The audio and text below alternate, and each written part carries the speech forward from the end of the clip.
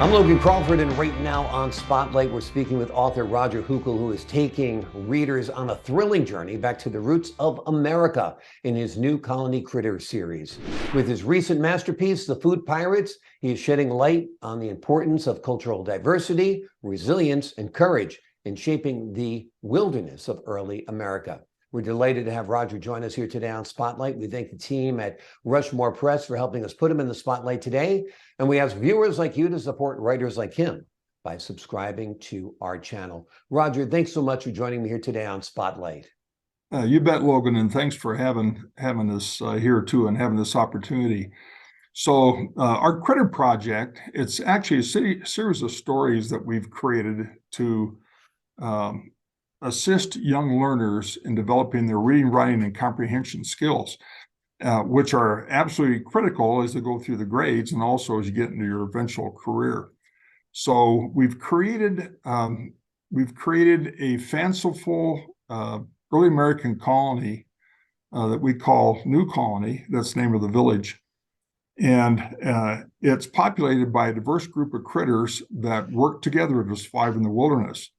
And a lot of the messaging in our stories that we're doing is the importance of being responsible, being independent, and working together. So that kind of starts the process. But we call it the Critter Project, and we have a number of critters involved. Absolutely. And that's your Critter creative team, correct?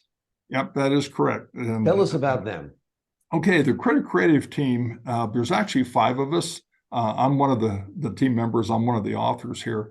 And I have a background in education from the standpoint I've taught Russian language while in the military. And I was assigned to Commandant staff and was involved in basic cadet training and other educational activities. Mm-hmm. My co-author is a student. She's a sophomore in college, and she's majoring in French political science and with a minor in international relations. And a lot of what she's been able to do, she's my granddaughter, has been based on the time that we spent early on in her growth and development and getting her to a level where her mastery in English language has done her very well. So there's 2 of us. The third member, I would say, is Suzanne Arons. She's the president of Crystal Peak Design, and she's our designer and has won many awards, both local, nationally, internationally, for her work and her marketing. And Suzanne's an educator. She's also a partner in our enterprise here, but she's an educator and with Pikes Peak State College here. And she's also been chair of their multimedia and design group. So then the fourth, I'd say, is Mark Epperson. And Mark's out of New York City. He's a really unusual talent. He's a performer. He's a singer. He's done off-Broadway shows and musicals. He's voiced TV and film productions, and he also he's involved as a co-producer, as Suzanne's our other co-producer. He's a co-producer of our DVD series. Just a really great guy. Then we have an unusual 5th member of our Critter crew who actually designs computer chips, and his name's Fred Wagner. Fred's out of Branson, Missouri, and he at one time was a co-owner of a Montessori preschool. And he's also traveled the country. He's an educator, loves to develop children's abilities and minds. And he's an educator, but he's taught classes on our founders and on the Constitution. So if you look at this group of 5 individuals, that's our Critter creative crew. Try and say that real fast. Critter creative crew, and from the youngest to the oldest, we have a spread of over half a century. So we have a lot of different experiences and outlooks on life and all this other kind of stuff to kind of combine to put into our stories. Absolutely. You bring a lot to a table when you have a diverse background, culturally, educationally, and experientially, as you mentioned. Mm-hmm. These books and products that go along with the books are excellent learning tools for children at home, and particularly for homeschooled children as well, don't you think? Yeah, I do think so. I want to make a mention on this homeschool thing because we think that'll be one of the primary potential users for this book series that we're doing. And what's interesting, one of the largest homeschool associations in the nation recently did a study. It went out to the membership and said, if you could teach one class, what would that class be? And they were expecting to get like history or math or something like that. Well, the overwhelming response was English and language is the one class that they would teach. So the association went back and said, we expand upon that a little bit more. And the general description they got was that if you can teach a child how to read, they can learn anything on their own. Mm. So we think that'll be a big beneficiary of what we're trying to accomplish here. Absolutely. That's the tool. All of the information is out there. If you become a strong reader, a proficient reader, that's going to give you the golden keys to the city. Mm-hmm. Absolutely. Tell me about some of the products that you and the Critter Creative crew has been working on. You did that well. I did it slowly with a lot of pauses. You did it slowly with, yeah. So anyway, so far we've got 2 books completed, and we have companion books that go along with these. So in our first book we did was the Do for Others Day. And in this particular book, we tell the story of the town's leading citizen, who was a character named Mayor Turkey. We thought that was appropriate for a politician. And so he comes up with this brilliant idea for the village where he wants everybody to change positions for one day so they can experience something new, kind of cut the boredom and all this kind of stuff. So he had him pick a job out of a bucket. And the unintended results of his Do for Others Day are humorous, we think, interesting, and unintended consequences.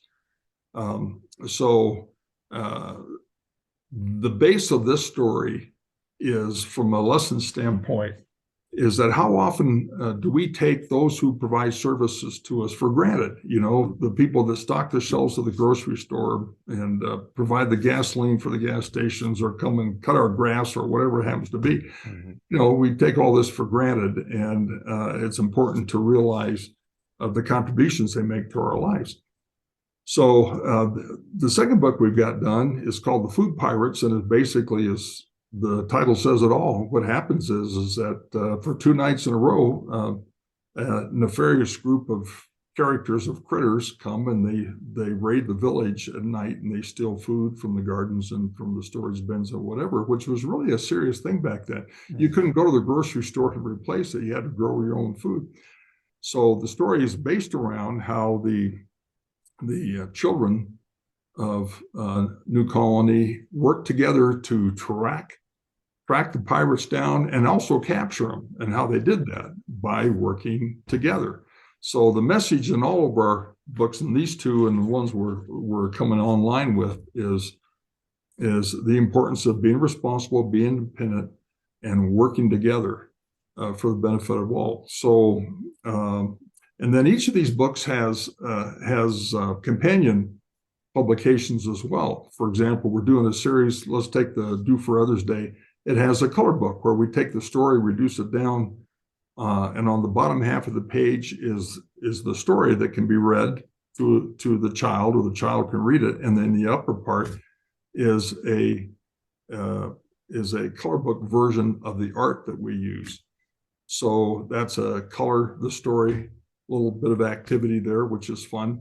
And then we have something we call the Complete the Story series, where we take the same, now we're at the Do for Others Day, or the Food Pirates, and we use the artwork, we put it on the page, and we put lines on the page. And the idea is that the child then looks at our artwork, and we put a few little prompt sentences there. Then they write their own story. So they use their imagination, and it might be really simple printing, or it depends on what stage they are. And when they're done, they can sign the front cover and give it as a gift to a parent or grandparent. We think that's kind of fun. Wonderful, wonderful. It is great scaffolding, great facilitation of learning that you're providing there because, like you said, it's multiple tools. There are creative tools, there's art tools, there's writing tools, and of course, the primary tool which you're providing is the tool of reading. Before we go today, tell us a little bit about some of the books or projects that are in the works. Well, we have 3 more books going. And I might mention too that we do DVDs. We call them Magic Motion DVDs. Mhm. Suzanne Ahrens came up with this, our creative director, co-producer. And what happens here, it's basically our books that are voiced by Mark Epperson. And as he's reading, there's special effects and there's music in the background, but as he's reading, the pictures that go along with what he's reading move across the page and plop down. That's the magic motion part. Suzanne came up with that. It's really kind of fun. Puts a little motion, makes it a little bit more interesting on those. So if you combine the color the storybooks and the complete the storybooks and the DVDs that we have and the regular storybooks, at some point in a child's age, one or more of those should apply. You know, if they can't read, they can watch the DVDs. They have the storybooks they can be read to, and then they can actually participate as well. So that's kind of a package bundle that we're doing on every one of our stories. Excellent, excellent. Like you said, it appeals to children learn in different ways. Some are visual learners, some are demonstrative learners, some are hands-on learners, and this appeals to the many different types of learners that there are out there. Before we go, is there a little tease you want to give us of what's in the pike?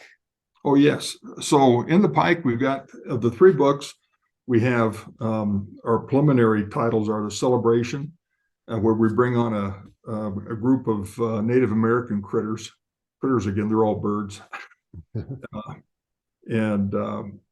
We have The Hidden Valley is one of them we're working on now, which has kind of an environmental focus on it. And then we have another story we're working on right now that has to do with a severe storm that hits the community and how it survived during the snowstorm that basically buried all the buildings of New Colony. And but they all have that same stress of the importance of being independent, being responsible, and working together. And another thing, too, we like to stress is how America, from its earliest beginning, has benefited from the skills and talents of a number of people, a diverse group of people of different cultures and different backgrounds. And we think that's a strength. We're one of the most diverse countries in the world. And we benefit from all that diversity and all those different skills and levels. So that's one of the key messages in our program. Exactly. We have the best of the best here in the United States. And for the folks at home, you can get the best of the best for your children. This series is incredible. It is the New Colony Critter series. It is written by Roger Hukle and also helped out by his Colony Critter creative crew. And there's a series of books, DVDs, coloring books, workbooks, finish the story yourself. There is a lot there to unpack and a lot there that will benefit your child. Roger, thank you so much for joining us here today on Spotlight. You bet. Enjoyed it. Thanks, Logan. Thanks so much, Roger. And to the folks at home, I'm Logan Crawford, thanking you for your time this time. Until next time on Spotlight.